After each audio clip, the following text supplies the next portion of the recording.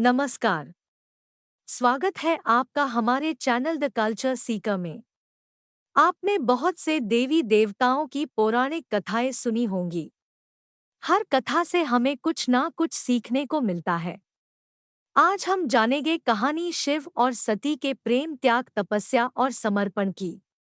ये उस समय की बात है जब ब्रह्मा देव ने पृथ्वी की जिम्मेदारी प्रजापति दक्ष को सौंप दी। ब्रह्मा देव दक्ष से मां जगदम्बा को प्रसन्न करके उन्हें अपनी पुत्री के रूप में जन्म लेने का वरदान मांगने को कहते हैं। दक्ष की तपस्या से प्रसन्न होकर मां आदिशक्ति ने उनके घर सती के रूप में जन्म लिया। मां सती शिव भक्त थी और उनकी पूजा किया करती थी। वे उन्हें अपना वर मान चुकी थी। इसके बाद दक्ष ने सती का विवाह अपने पिता ब्रह्मा देव के कहने पर शिवजी से कराया। विवाह के कुछ समय बाद दक्ष ने एक महासभा का आयोजन किया, जहां सभी देवी देवताओं को बुलाया गया था। जब प्रजापति उस महासभा में आए तो सभी देवी देवताओं ने खड़े होकर उन्हें सम्मान दिया, पर ब्रह्मा देव, नारायण और महादेव अपने स्थान से नहीं उठे।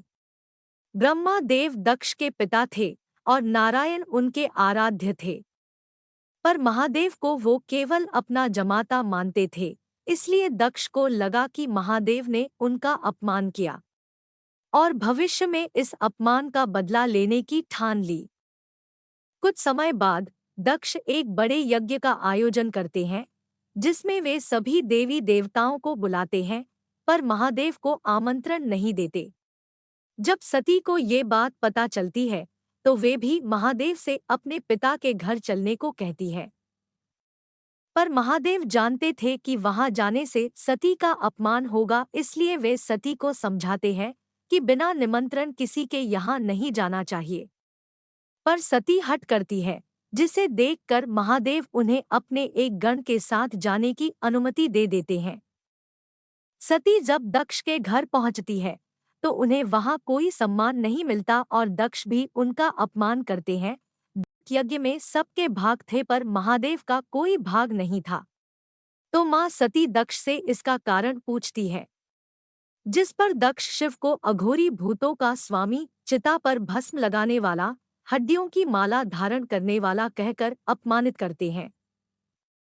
ये सब सुनकर सती सोचती है कि शिवजी की बात ना मानकर उन्होंने बहुत बड़ी गलती की।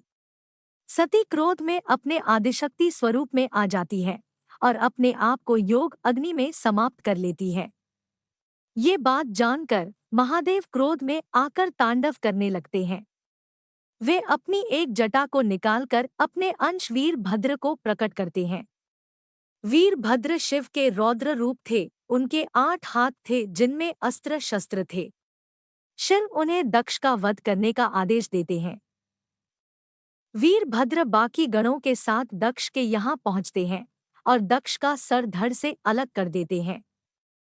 लेकिन ऋषिमुनियों और देवताओं की विनती के बाद शिवजी दक्ष के सिर पर बकरे का सिर लगाकर उन्हें जीवनदान दे देते हैं। शिव सती को देखकर पूरी तरह टूट जाते हैं। वे सती के शरीर को लेकर सभी दिशाओं में भ्रमण करने लगते हैं।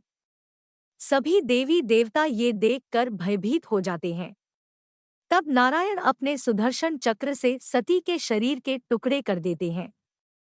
मां शक्ति के अंग जिन स्थानों पर गिरे वो स्थान शक्तिपीठ कहलाए और यहाँ मां आदिशक्ति की उपासना की जाती है। हर शक्तिपीठ की रक्षा करने का दायित्व भैरव को दिया गया। इसके बाद सती का पुनर्जन्म पर्वत राज हिमालय के घर हुआ। पर्वत की बेटी होने के कारण उनका नाम पार्वती पड़ा। मां पार्वती शिव की भक्त थी और समय आने पर उनका विवाह महादेव से हुआ। तो कैसी लगी आपको शिव सती की ये अद्भुत कथा? आने वाली वीडियोस में हम जानेंगे मां पार्वती के 9 रूपों के बारे में। अगर आपको ये वीडियो पसंद आया तो लाइक करें और चैनल को सब्सक्राइब करें। हर हर महादेव।